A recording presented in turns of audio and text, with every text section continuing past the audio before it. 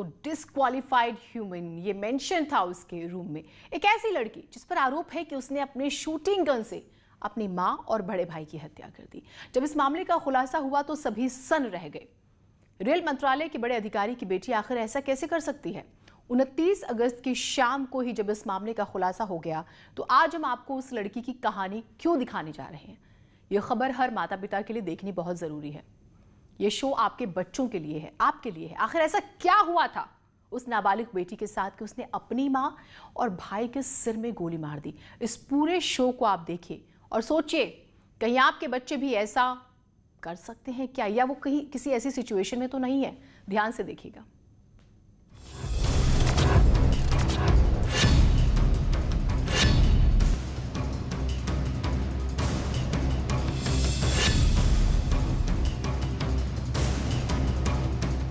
शीशे पर लिखा डिस्क्वालिफाइड ह्यूमन।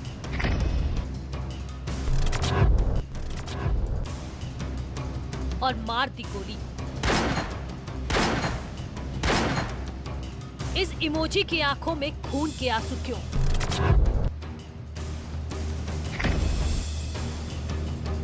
कमरे में ह्यूमन स्कल क्यों रखा गया था?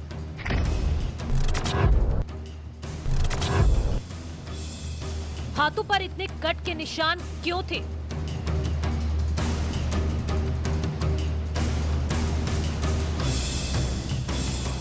क्या किसी अनदेखे संसार में वो जीती थी?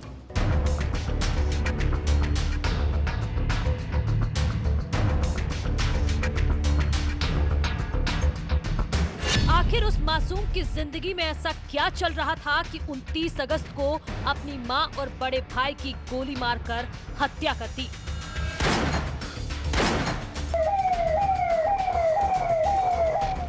बेड पर पड़े मां और भाई के शव जब सामने आते हैं तो किसी को विश्वास नहीं होता कि बेटी ने हत्या की होगी, लेकिन पुलिस की माने तो बेटी ने ही मां और भाई को मार डाला।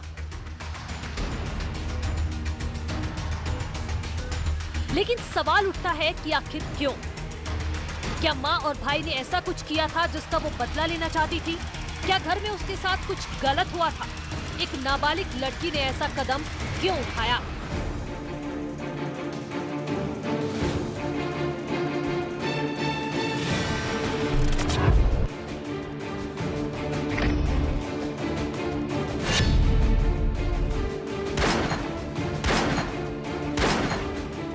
रेल मंत्रालय में एग्जीक्यूटिव डायरेक्टर आर.डी. वाजपेयी की पत्नी और बेटी की हत्या के बाद जब पुलिस मामले की तहकीकात कर रही थी तो शुरू में लगा कि किसी बाहरी ने कत्ल किया होगा, लेकिन जब पुलिस आर.डी. वाजपेयी की नाबालिग बेटी के कमरे में पहुंची तो उस कमरे में रखी चीजों ने पुलिस के होश उड़ा दिए।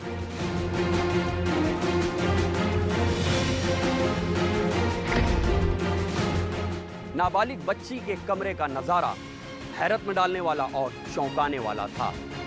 कमरे की दीवारों पर जो स्माइली बनी हुई थी उसकी आंखों से आंसू टपक रहे थे। मेज पर एक कंकाल की शक्ल का शोपीस रखा हुआ था और जांच टीम की आंखें तब खुली रह गईं जब बच्ची के बाथरूम में लगे हुए शीशे पर लाल रंग की किसी चीज से लिखा हुआ था डिस्क्वालिफाइड ह्यूमन और गोली चलने के निशान भी थे।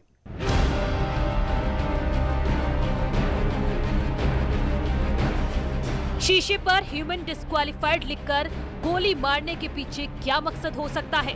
खून के आंसू रोते इमोजी का क्या रहस्य है? और कमरे में ह्यूमन स्कल क्यों रखती थी? और हाथों पर कट के निशान के पीछे क्या वजह हो सकती है?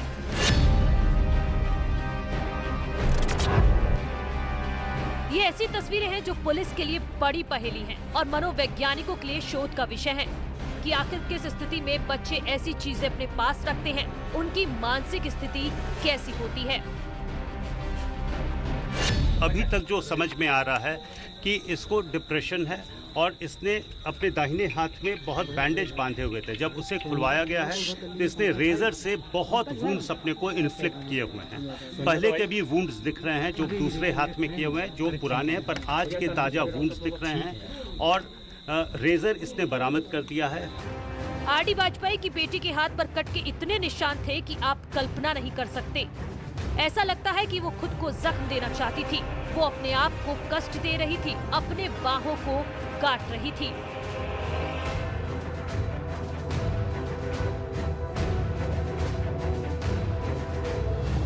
पुलिस सूत्रों की माने तो ये मामला साधारण नहीं है। ऐसे ही उसने अपने मां और भाई को नहीं मारा। आशंका जताई जा रही है कि उसकी जिंदगी में कुछ तो ऐसा था जिसने उसे दूसरी दुनिया में पहुंचा दिया था। उसके एक कमरे की दुनिया में शायद कई अदृश्य किरदार थे जो उसे काबू करते थे। लेकिन ऐसा कैसे हो सकता है? तो माँ और लड़की की हत्या करने वाली लड़की के माँ और भाई की हत्या करने वाली लड़की के कमरे से मिली चीजें बता रही हैं कि वो डिप्रेशन में थी और इस दौरान वो किसी ऐसी दुनिया में जीती थी जिसकी भनक घर वालों को नहीं थी। तो क्या उसके साथ अदृश्य दोस्त थे? क्या कोई बाहरी शक्ति उसे काबू करती थी?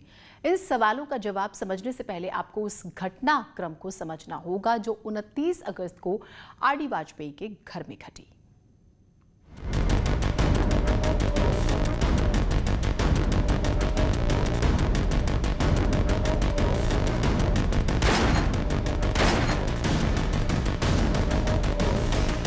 लखनऊ में सीएम आवास से थोड़ी ही दूर पर रेल मंत्रालय में एग्जीक्यूटिव डायरेक्टर आर.डी. वाजपेयी का आवास है। 29 अगस्त को आर.डी. वाजपेयी दिल्ली में थे और उनकी पत्नी, बेटी और 19 साल का बेटा इस घर में थे। सुबह 10 बजे तक सब कुछ ठीक था। सुबह में ये पूरा परिवार उठा है, नाश्ता किया है। यह बात नौकरों ने भी कंफर्म की है कि मॉर्निंग में उठकर नाश्ता किया है। उसके बाद ये 10 बजे इनकी जो मालिनी वाजपेयी जी हैं जो मर गई हैं, इनकी अपने पिताजी से बातचीत भी हुई है। पिता यहीं मौजूद हैं उनके और उनसे बातचीत हुई। उसके बाद ये सभी लोग सो गए थे। लड़की भी बता रही है कि दोनों उसके भाई और मदर सो गई थी, ये भी सो गई थी, उठी है और ये शूटिंग जानती है। शी इज़ अ शूटर, उसको सीखी हुई है। थोड़ी देर बाद लड़की अपने नाना को फोन करती है और घर में मां और भाई की हत्या की जानकारी देती है। फिर 112 पर पुलिस को हत्या की सूचना दी जाती है। तो इसकी जानकारी होने पर तत्काल डीजीपी साहब, मैं पूरी team, forensics unit, crime branch, mobile team, dog squad, सभी लोग यहाँ पर तुरंत आ गए थे और घटनास्थल को सील करने के उपरांत बिल्कुल साइंटिफिक वे से इसका इन्वेस्टिगेशन शुरू किया था। पुलिस जब घर के अंदर पहुंची तो कहीं भी तोड़फोड़ के निशान नहीं थे। एक एक चीज की जांच करते हुए जब पुलिस लड़की के कमरे में पहुंची तो हैरान रह गई।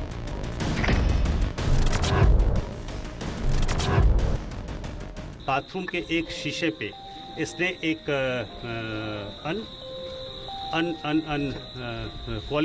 डिस्क्वालिफाइड ह्यूमन लिखा हुआ था।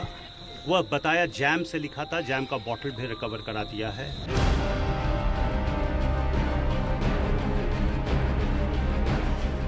लड़की के कमरे से ही पुलिस को क्लू मिल गया था।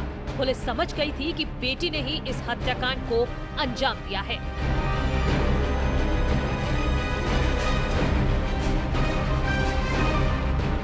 पुलिस ने जब नाबालिग बच्ची को उसके नाना नानी की मौजूदगी में पूछताछ के लिए बुलाया तो उसने अपने दोनों हाथ जीन्स की जेब में डाले हुए थे। जांच टीम ने उसे हाथ निकालने को कहा। जब उसने अपना हाथ दिखाया तो कट के निशान थे। ऐसा लग रहा था कि हाथ को ब्लेड से काटा गया है। हाथ पर पट्टी बंधे होने की वजह पूछी गई तो उसने बताया कि मैंने खुद ही अपने हाथों पर रेजर से निशान बनाया है। हाथों पर कई जगह ब्लेड से काटने के निशान बने थे और गॉड लिखा हुआ था। अभी तक जो समझ में आ रहा है कि इसको डिप्रेशन है और इसने अपने दाहिने हाथ में बहुत बैंडेज बांधे हुए थे। जब उसे खुलवाया गया है तो इसने रेजर से बहुत वुंड्स अपने को इन्फ्लिक्ट किए हुए हैं।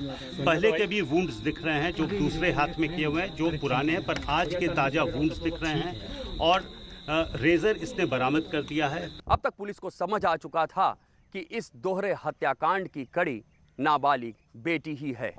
बेटी से पूछताछ में साफ हो गया था कि वो डिप्रेशन या किसी मेंटल बीमारी का शिकार है। सूत्रों का कहना है कि हेलुसिनेशन जैसे लक्षण भी उस बच्ची में देखने को मिल रहे थे। बेटी 10वीं की छात्रा है और शूटर भी रही है, लिहाजा उसके पास शूटिंग की प्रैक्टिस के लिए .22 mm की एक पिस्टल भी थी। बच्चे की निशानदेही पर हत्या में इस्तेमाल .22 बोर की पिस्टल बरामद कर ली गई। पिस्टल को बैलिस्टिक जांच के लिए भेजा गया है, तो वहीं बच्ची के फिंगरप्रिंट्स लेके फॉरेंसिक टीम ने आगे की कार्रवाई शुरू कर दी है। जब पूछताछ हो रही थी तो नाना नानी भी मौके पर मौजूद थे। सभी को भरोसे में लेकर जब पुलिस कमिश्नर सुजीत पांडे लड़की के मन को टटोल रहे थे तो उसकी मानसिक स्थिति ठीक नहीं लग रही थी।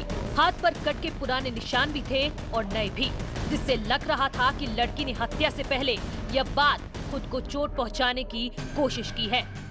इसने यह भी बताया कि वेपन में 5 पैलेट्स डाले थे, 3 यूज हुए हैं। एक चूंकि इसने शीशे में जहां लिखा है डिस्क्वालीफाइड ह्यूमन, वहां एक शॉट भी फायर किया है। वो अभी पैलेट हमें रिकवर हो गया है बाथरूम से, और अभी तक की जानकारी इतनी है। पुलिस कमिश्नर सुजीत पांडे के सामने ही नाबालिग लड़की ने अपना जुर्म कबूल कर लिया और इस तरह कुछ घंटों में ही इस हाई प्रोफाइल हत्याकांड का खुलासा हो गया। परिवार, महिला पुलिस अधिकारी और डॉक्टर्स की मौजूदगी में जो पूछताछ हुई, उससे साफ हो रहा था कि बच्ची हेलुसिनेशन का शिकार हो सकती है। उसको कमरे में कुछ आकृतियां दिखाई देती हैं और कुछ आवाज़ें सुनाई भी देती हैं। हालांकि इन बातों की तस्दीक मेडिकल रिपोर्ट से होगी। वैसे पुलिस को शक है कि लड़की को हेलुसिनेशन की बीमारी है। इसका मतलब क्या होता है? मति भ्रम, यानी जिस लड़के या लड़की को हेलुसिनेशन की हो जाता है, उसकी जिंदगी में कुछ ऐसी चीजें होती हैं जिसे दूसरा कोई नहीं समझ सकता। ऐसे बच्चों को कई तरह की आवाजें सुनाई देती हैं या भ्रम होता है। वो किसी ऐसे किरदार से बात करने लगते हैं जो असल में होते ही नहीं, यानी एक ऐसी अदृश्य दुनिया का आभास होने लगता है जिसका कोई अस्तित्व ही नहीं होता। माँ और भाई की हत्या करने वाली लड़की के बारे में भी यही बातें कही जा रही हैं।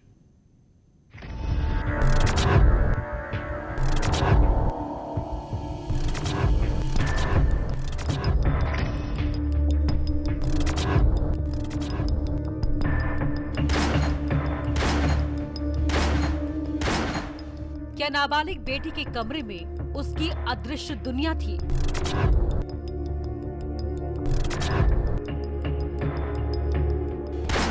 क्या सचमुच हेलुसिनेशन का शिकार है लड़की?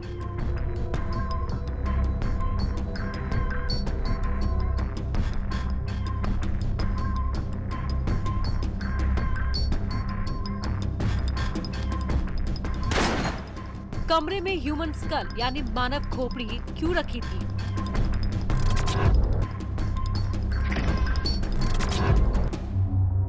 इन सवालों को समझने के लिए हम आपको कुछ तस्वीरें दिखा रहे हैं। ये एक दुखांत नाटक हैमलेट का दृश्य है।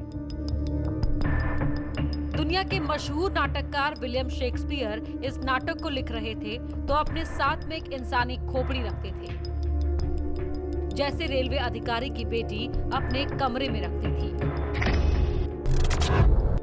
इस नाटक में जिंदगी और मौत की कहानी है। इस दुख भरी दास्तान को लिखने के लिए शेक्सपियर अपने साथ खोपड़ी रखते थे, जो उन्हें याद दिलाती थी कि जिंदगी का आखिरी सत्य मौत है।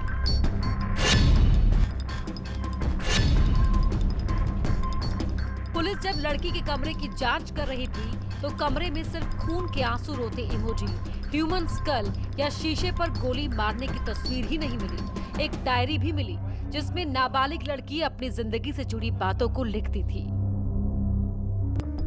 जीवन और मौत को लेकर कुछ सोच रही हो। अपनी डायरी में इसने जॉन कीट्स का जिक्र किया है, जिनकी 25 साल की उम्र में ही टीबी की वजह से मौत हो गई थी।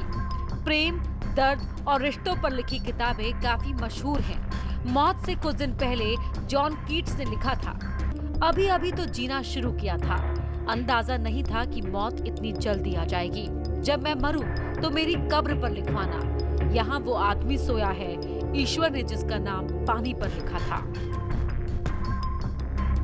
दुख भरी जिंदगी जीने वाले, कविताएं लिखने वाले इन लेखकों का जिक्र लड़की की डायरी में है, जो ये इशारा करता है कि उसकी जिंदगी में कुछ उथल-पुथल था। वो किसी बेचैनी में जी रही थी और इसी वजह से वो कभी दीवारों पर कुछ लिखती तो कभी अपने हाथों को काटती थी। देखिए, इस पर्टिकुलर केस की बात करें तो मेरा ऐसा कहना है कि इस पर्टिकुलर केस में हो सकता है बच्ची को डिप्रेशन ना हो, हेलुसिनेशंस, जो कि एक साइकेट्रिक इलनेस और एक सिम्टम है बीमारी का। ये स्किज़ोफ्रेनिया भी हो सकती है, ये साइकोटिक इलनेस भी हो सकती है, ये डिल्यूजनल डिसऑर्डर भी हो सकता है। मैं इसके बारे में नहीं कह सकती हूँ, बट जो मुझे लग रहा है हो सकता है इस बच्ची ने बाहर की दुनिया से अपना कट ऑफ कर दिया हो। बच्ची बहुत ही सेंसिटिव और इनोसेंट हो, इंट्रोवर्ट हो, और अगर वो बाहर जाती भी होगी या किसी से इंटरेक्ट भी करती होंगी, हो सकता है बच्चे बुली करते हो, वो कंफर्टेबल ना फील कर पाती हो। एक ऐसी बच्ची जो नेशनल लेवल के शूटिंग कंपटीशन में मेडल जीत चुकी हो, जिसे पियानो समेत 5 वाद्य यंत्र बजाने आते हो, जो फ्रेंच, जर्मन जैसी भाषाओं में पारंगत हो, आखिर वो ऐसी घटना को अंजाम कैसे दे सकती है? यह अविश्वसनीय, अकल्पनीय लेकिन सत्य घटना है कि उसने अपनी माँ और भाई को मारा है। लेकिन सवाल यह है कि वो डिप्रेशन में क्यों थी? अक्सर ये होता है कि स्कूल में दोस्तों के ताने या किसी से कहासुनी होने पर छात्र डिप्रेशन में चले जाते हैं। वो अपने स्कूल के छात्रों से कटने लगते हैं, दोस्तों से बात कम कर देते हैं और धीरे धीरे उनकी जिंदगी अकेले में बीतने लगती है। वो इतने अवसाद में घिर जाते हैं कि उससे उबरना अकेले उनकी बस की बात नहीं होती है। अगर कोई वक्त पर उनकी मदद ना करे तो वो कभी कभी खुदकुशी की कोशिश करते हैं, खुद को नुकसान पहुंचाते हैं, यही नहीं किसी की जान भी ले सकते हैं। तो क्या रेलवे अधिकारी की बेटी के साथ ऐसा हुआ था? क्या वो अपने आप को अकेला फील कर रही थी? आखिर उसे किस बात का डिप्रेशन था?